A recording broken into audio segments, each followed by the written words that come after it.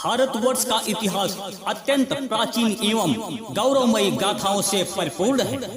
इस सुफला धरती ने न जाने कितनी महान आत्माओं एवं उनकी वंश परंपराओं को जन्म दिया है। यदि आज भारतवर्ष सामाजिक, आर्थिक एवं राजनीतिक क्षेत्रों में अपनी अलग पहचान रखता है, तो इसका सारा श्रेय उन महापुरुषों को जाना चाहिए जिन्होंने अपने अपने काल में देश की अछूतता को कायम रखने के लिए अपना सर्वस्व कुर्बान कर दिया। आदिकाल से आधुनिक काल तक अनेक झंझावताओं को सहता हुआ भारतवर्ष आज भी एक राष्ट्र के रूप में विश्व पटल पर विद्यमान है, तो सिर्फ इसलिए कि इसका आधार अत्यंत मजबूत है। अनेक गौरवशाली वंशों ने अपने लहू से इसकी नींव के पत्थर जोड़े हैं। इन वंशों में अर्क वंश का नाम भी शामिल है, जिसके कई वीर ने बाह्य आक्रमणकारियों से लोहा लेते हुए अपने प्राणों को न्यौछावर कर दिया।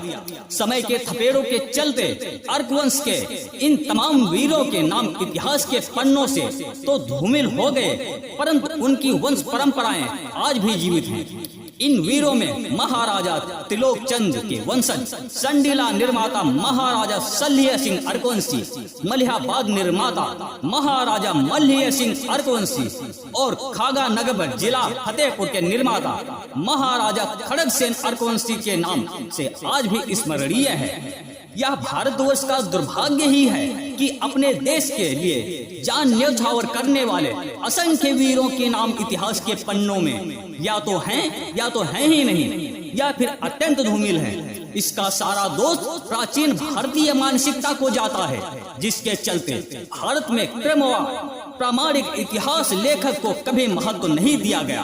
प्राचीन कालीन भारत में जहां धर्म, कला, साहित्य, दर्शन आदि पर असंख्य पुस्तकें लिखी गईं, वहीं प्रामाणिक इतिहास के नाम पर कुछ गिनी चुनी कृतियां ही निर्मित हुई। बौद्ध एवं जैन धर्म के विद्वानों ने अवश्य ही इतिहास लेखन में अपना योगदान दिया, परंतु उन कृतियों का बहुत बड़ा हिस्सा देशी एवं विदेशी धर्मोन्मादियों द्वारा नष्ट कर दिया गया।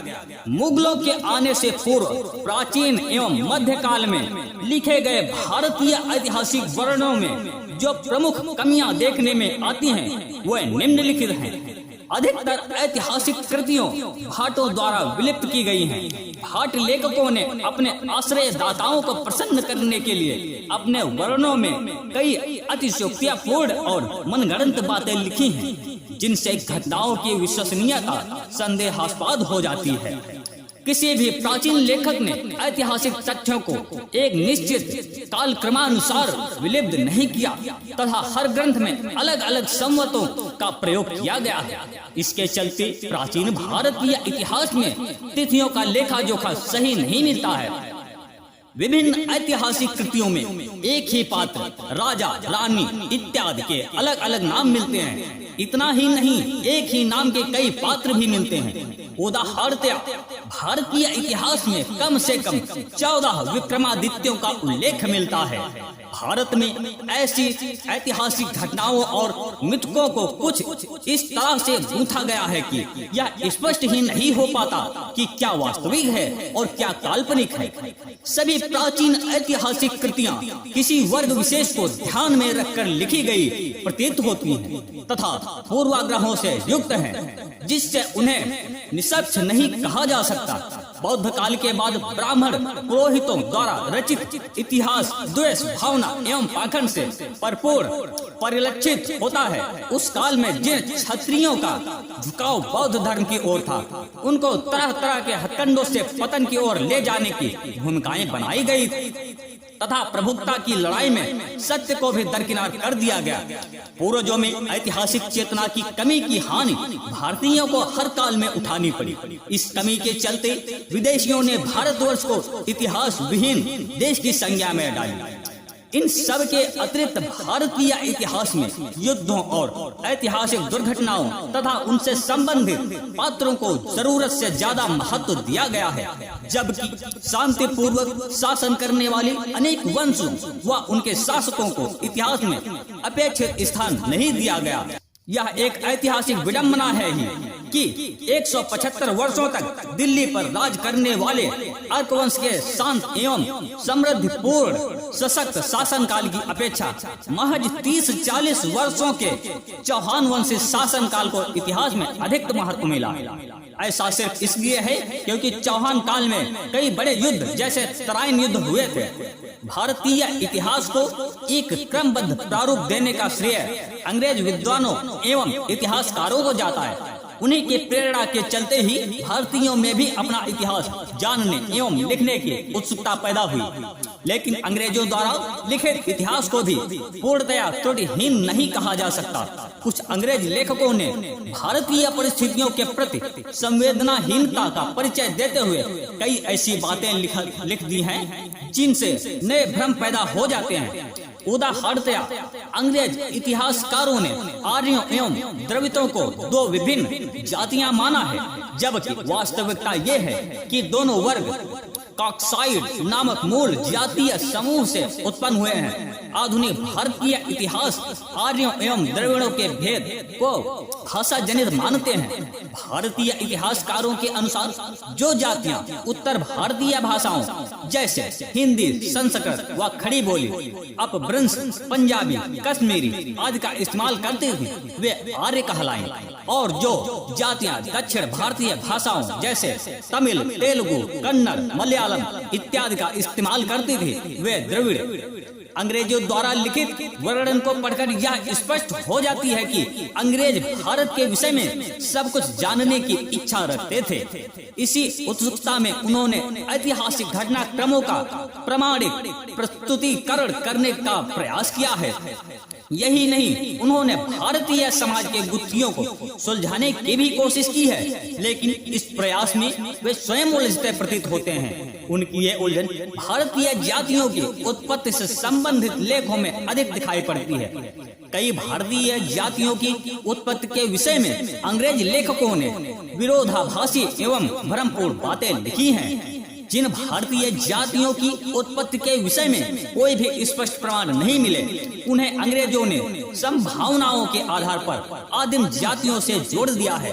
अंग्रेजों ने कई राजपूत जातियों जैसे मझौली के बिसैन, बैसवाड़ा के बैस, अवध के गर्गवंशी, रैकवारों, राजकुमार इत्यादि को भरों से उत्पन्न बताया है। संयुक्त प्रांत आगरा, अवध, फैजाबाद, ग्रेटियर पृष्ठ 148 पर लिखता है, Many of the modern Rajput clans of Eastern Oudh are none other than the descendants of Bhar themselves. अनुवाद: पूर्वी अवध की अधिकतर नौ राजपूत जातियों भरों से ही उत्पन्न हुई हैं। प्राचीन क्षत्रिय जातियों के विषय में ऐसे भ्रम अधिक मिलते हैं। उदाहरणतया कहीं पर चंदेलों को गोंड जाति से उत्पन्न बताया गया, कहीं पर राष्ट्रकूटों और राठौड़ों को भीलों की संतान बनाया गया, तो कहीं बघेलों वघेला की उत्पत्ति पहेलिया व्याध जात से बताई गई है। प्राचीन क्षत्रिय वंशों के इतिहास लोप के कारण ही अंग्रेजों ने अपने लेखों में भ्रामक बातें लिखी हैं। क्षत्रियों के अलावा बिखरे इतिहास वाली कई जातियां जैसे अहीर, लोधी, कलवार, गुर्जर, बरई, काछी इत्यादि को भी अंग्रेजों ने आदिम जातियों से उत्पन्न बताया है। इसके अलावा अंग्रेज लेखकों ने कुर्मी जात को भारतवर्ष की असली शूद्र जात बताया है। यदि विस्तृत दृष्टिकोण से देखा जाए तो सभी भारतीय जातियों के तार कहीं न कहीं सचमुच ही आपस में जुड़े हुए हैं, क्योंकि सभी एक ही मूल रूप से उत्पन्न हुए हैं। परंतु समय के साथ जैसे जैसे प्रत्येक जाति की एक स्वतंत्र पहचान स्थापित होती चली गई, वैसे ही जातियों को जोड़ने वाले तार भी उलझते चले गए। वर्तमान में ये तार जटिलता से उलझते हुए हैं कि आज कोई भी भारतीय जाति पूर्ण विश्वास से अपनी उत्पत्ति के विषय में कुछ नहीं बता सकती। अंग्रेजों ने इन तारों को सुलझाने का प्रयास तो अवश्य किया, परंतु उनके ये प्रयास प्रमाणों पर कम तथा संभावनाओं पर अधिक आधारित थे। अतएव वे इन तारों को और अधिक उलझाकर चले गए। अतः भारतीय जातियों की उत्पत्ति से संबंधित अंग्रेजी विचारों को पूर्णतः सत्य नहीं माना जा सकता, परंतु हम अंग्रेजों को अधिक दोषी नहीं ठहरा सकते, क्योंकि वो सब तो विदेशी थे तथा भारतीय विषय के में उनका ज्ञान सीमित सीमित था। जब हमारे अपने ही पूर्वजों ने वास्तविक एवं प्रामाणिक इतिहास लेखन को कभी कोई महत्व नहीं दिया, तो विदेशियों से अधिक अपेक्षा रखना उचित नहीं।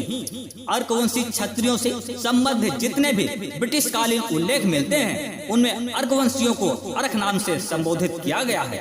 यहाँ पर यह बात ध्यान रखने योग्य है कि जिस समय ये अंग्रेजी लेख लिखे गए, उस समय तक अर्कवंशी क्षत्रियों को सत्तायुक्त हुए सैकड़ों वर्ष बीत चुके थे तथा गरीबी एवं अशिक्षा के कारण वे अत्यधिक कमजोर हो चुके थे। इतना ही नहीं, अज्ञानता के कारण उनका अपना इतिहास बोध भी लुप्त हो चुका था।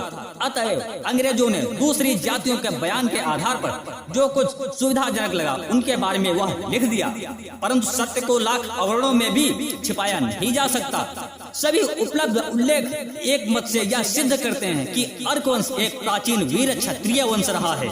इसके पूर्वजों ने अनेक राज्यों की स्थापना की और कई नगरों को बसाया। कहीं भी यह लिखा नहीं मिलता कि इस जाति ने दूसरों से डरकर अपने अधिकार छोड़ दिए। सभी उल्लेख यही संकेत देते हैं कि अपनी मातृभूमि के लिए इन्होंने हंसते हंसते अपने प्राणों की आहुति दे दी। इनके किसी भी राज्य पर, चाहे वो संडीला हो, मलिहाबाद हो, अया हो, पडरी हो, सार सलेमपुर हो या खागा, बाहरी लोग तभी कब्जा कर पाए जब अर्कवंशियों के लहू से पूरी धरती नहा गई। अधिकतर अर्कवंशी शासक धोखे एवं गद्दारी की वजह से ही पराजित हुए। ये सभी बातें अनेक ग्रंथों में एवं लेखों में बिखरी पड़ी हैं। जब कई छोटी छोटी कड़ियों को जोड़कर एक विस्तृत रूप दिया जाता है, तब यह स्वयं सिद्ध हो जाता है कि अर्कवंश सदैव ही वीर एवं स्वाभिमानी व्यक्तियों से भरपूर रहा है तथा इनके क्षत्रित्व में कभी कोई कमी नहीं रही। भारत में ऐतिहासिक चेतना का सदैव से ही अभाव रहा है, इसलिए यहाँ इतिहास संकलित करना आसान कार्य नहीं है। अर्कवंश के इतिहास संकलन में भी अनेक कठिनाइयां सामने आई हैं। ऐसा संभव है कि इस वीर वंश से संबंधित कुछ पहलू अनछुए रह गए हों। भविष्य में होने वाले शोधों से अतीत के गर्भ में छिपे अनछुए पहलुओं का भी खुलासा हो सकेगा। सभी बुद्धिजीवी भाइयों से अनुरोध है कि वे भी अपने अपने स्तर पर खोज जारी रखते हुए अपने अनुभवों से अवगत कराते रहें। सभी अर्कवंशी क्षत्रिय भाइयों को यह ज्ञात होना चाहिए कि इतिहास उसी का सशक्त होता है जिसके पास कलम की शक्ति होती है। अर्कवंशियों को अपने समाज के महापुरुषों के नाम पर बड़ी धूल स्वयं हटानी होगी। उन्हें अपने महापुरुषों की ऐतिहासिक धरोहरों को सही ढंग से संजोने का प्रयास करना होगा और अपने वीर पूर्वजों की गाथाओं को जन जन तक पहुंचाना होगा। है समय नदी की बाढ़ की जिसपे सब बह जाया करते हैं, है समय बड़ा तूफान प्रबल पर्वत झुक जाया करते हैं। अक्सर दुनिया के लोग समय पर चक्कर खाया करते हैं, लेकिन कुछ ऐसे होते हैं जो इतिहास बनाया करते हैं। मित्रों, मैं आप सभी से निवेदन करता हूं कि इसे अधिक से अधिक लोगों तक शेयर करें। अपने सभी दोस्तों तक अपने अर्कवंश क्षत्रियों के इतिहास को पहुंचाएं तथा अपने अर्कवंश क्षत्रिय के इतिहास के बारे में सभी को जानकारी दें। मैं आप सभी से अनुरोध करता हूं कि आप सभी लोग अपनी एकता के साथ आगे बढ़ें और अपने समाज को आगे बढ़ाएं।